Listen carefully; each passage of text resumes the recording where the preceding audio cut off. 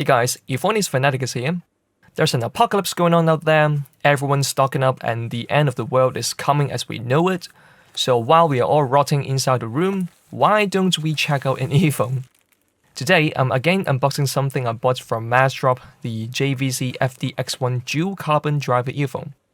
The reason why I want to check it out is because I don't often review earphones with dynamic driver, or at least dynamic driver alone. I usually go for hybrids, and the only dynamic driver earphone I talked about on the channel is the venerable Sony MD-REX1000, which I really like and still use from time to time. Another reason is because the dynamic driver itself, the D3 driver as JVC calls it, uses 4 layers of materials and 2 of them are carbon in nature, which is not something I've tried before. In case you're wondering, D3 actually stands for dignified, distinct, and delightful. And the last reason is, Mass Drop actually worked with JVC to create filters that are designed based on community mods to the original FD01 earphone.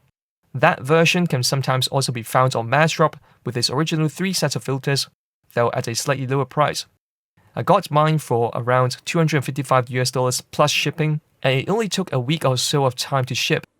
It usually takes at least 1 month for them to ship, but just like the Mass Drop Plus, this is treated like an in-house product, so they already stocked a bunch of these before the drop went live. It comes in a simple looking yet well thought out box that's sufficiently sturdy and oddly satisfying to open up. A stark contrast to Mass Drop's actual in-house product, the Mass Drop Plus. I like to think that the bitching in my review had some influence here.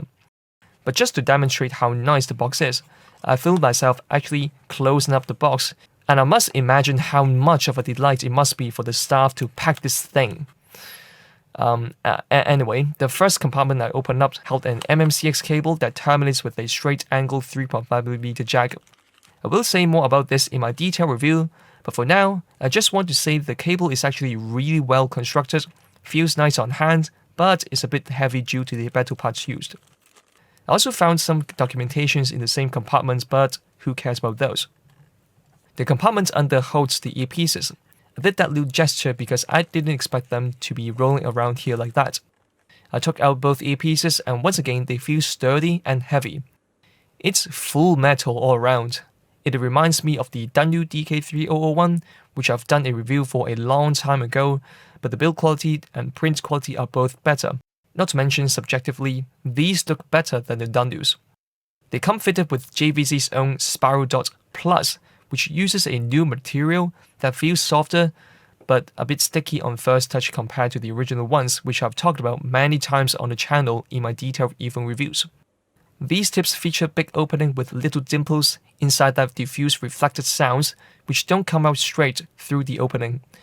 Removing the tip reveals the nozzle, which actually also holds a swappable filter. I thought I could take it out by turning it like on AKG earphones, but it turns out there's a little notch that you have to pull back in order to unscrew the nozzle. Interesting mechanism that's simple but works really well. You can also look inside where a titanium case that houses the D3 driver can be seen. And to reinstall the nozzle must be aligned in a certain way, otherwise it can't be locked in place by the notch mechanism. The earphone comes with 3 sets of filters, which can be found in the large compartment where a compact little case is found. I don't really know what material is used here, but I really like how it feels on hand. It might be leather, or it might just be really good fake leather, or plastic even. The top is held in place by magnets, and inside, there's no stupid things that you have to wrap the earphone around, but just a nice open space. It does however come with a plastic thing that holds the rest of the filters and ear tips in different sizes from S to L. The filters themselves are color labeled, green and blue for 2 versions of community mods, and white for the original sound that's already fitted on the earphone. Going back to the cable, again it uses MMCX, and of course both sides are color labeled, blue for left and red for right. It connects to the earpiece just like how you expect it to. It's not loose by MMCX standard, but definitely not as tight as something like IPX connection on Ultimate Ears Pro earphones. Now, even though I know the 2 sides of the cable are color labeled, the earpieces themselves are not, and after connecting them to the cable, I was abhorred that both earpieces appeared to be for the right ear. Look at me, turning the earpieces around, pretending to show you guys what the exterior is like, when in reality I was cursing at Massdrop for giving me 2 of the same pieces.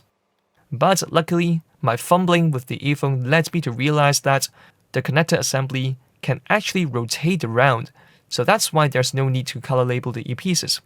Besides confusing the heck out of me, this actually serves a very cool function in that by turning it up, you can wear the cable behind your ears, or if you turn it down, you can wear it like traditional earbuds.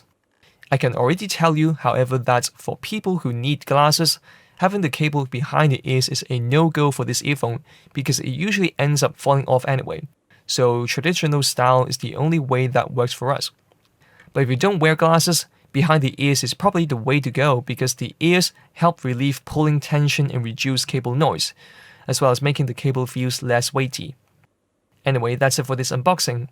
Hopefully the review will come out in a few weeks of time instead of, after a few months.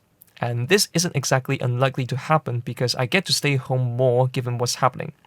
This also means it's impossible for me to lose the earphone even before I could properly review it, like what happened with my Ultimate Ears Reference Remastered, which I'm still super salty about.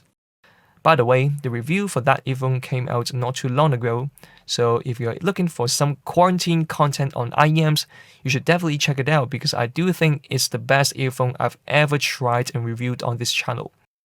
This is Earphoneus Fanaticus, aka the Earphone Freak, and I'll see you later.